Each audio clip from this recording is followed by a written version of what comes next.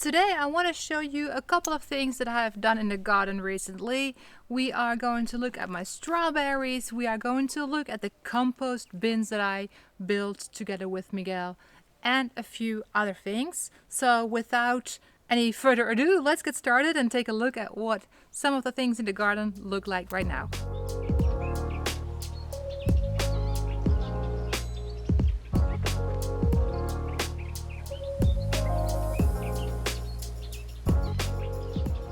It is early November, and as you can see right behind me, a lot of the trees are starting to lose their leaves and are starting to prepare for winter. I have a lot of leaves here on this path that I can rake up and put in my compost bin that I just built recently together with Miguel. Yeah, it's going to be a very simple, basic compost bin.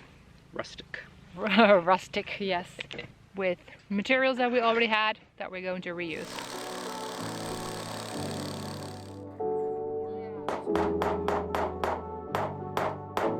Yeah, so it might last slightly longer. Plus, you probably don't want it on the when you're shoveling. You don't want to hit wood. Yeah.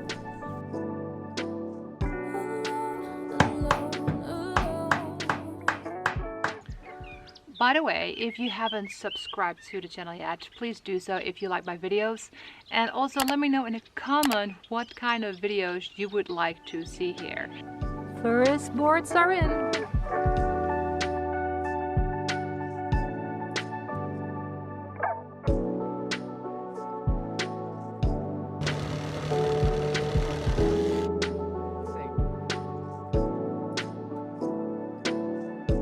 We got our support pieces in. Yeah, why are we putting these pieces in? Well, because if you look, if we didn't put these pieces in, and then we put a board, say like this, it wouldn't.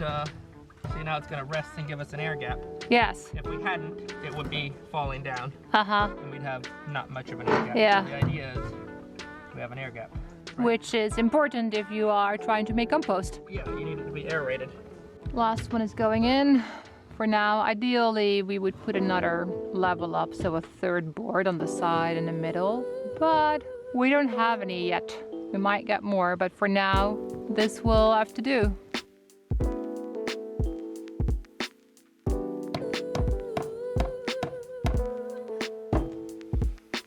Last nail in. Easy peasy compost bin, done. That's how we built this little compost bin. It's really super basic, but we built it with what we had laying here on the land and what we took away from the old chicken coop, and I think it's really gonna work for hopefully about a year, and it's going to do the job. Compost doesn't really need much. Enough about the compost. Let's go take a look at these strawberries that I replanted. Here are the strawberries. When we first were here in February and April, this patch was completely full. It was actually, I would say, overgrown. There were way too many strawberry plants in here. Over the summer it did give us some fruit, but not too many strawberries, I feel. So what I did the other day, I started on one side, took out some of the plants, and as I was taking them out, it turned out there was just so many. It was unbelievable almost. It was just packed. So what I did, well, let's look at what I did.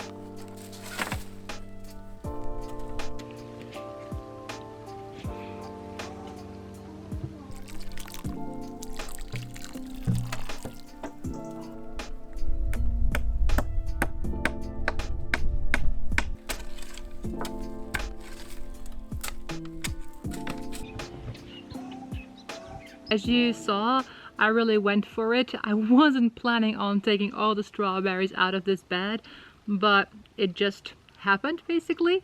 So hopefully when spring, summer comes around next year, they're going to give a lot more fruit. The plants are going to do a lot better because they have more space to grow. And yeah, we can enjoy strawberries from our own garden. Those were the two big tasks that I have worked on in the yard in the past 2 weeks.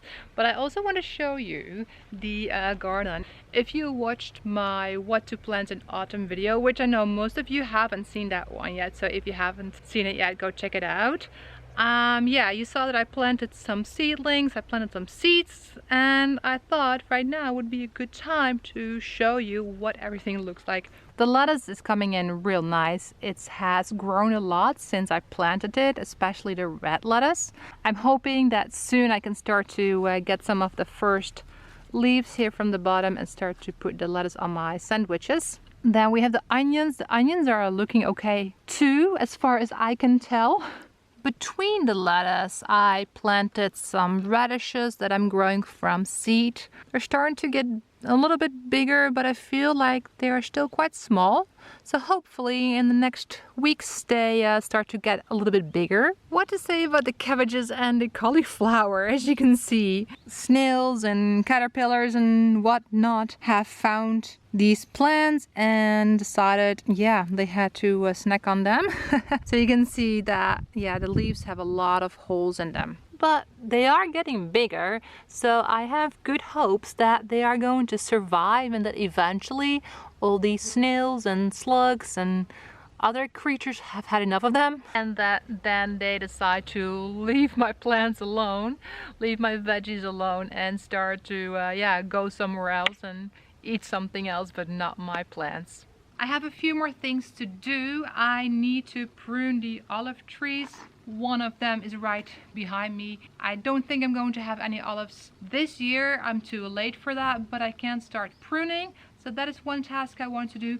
And I want to dig up some of the dahlias that I have so I can see if there's multiple bulbs underneath them, to see if I can break them apart and have more dahlias next year in spring and summer. Also, I want to prune my roses a little bit, cut them down to about 2 feet so they are better prepared for winter.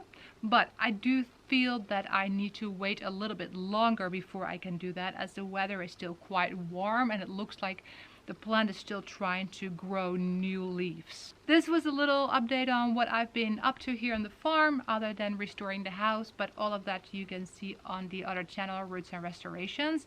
If you don't know about that channel yet, make sure to go check it out.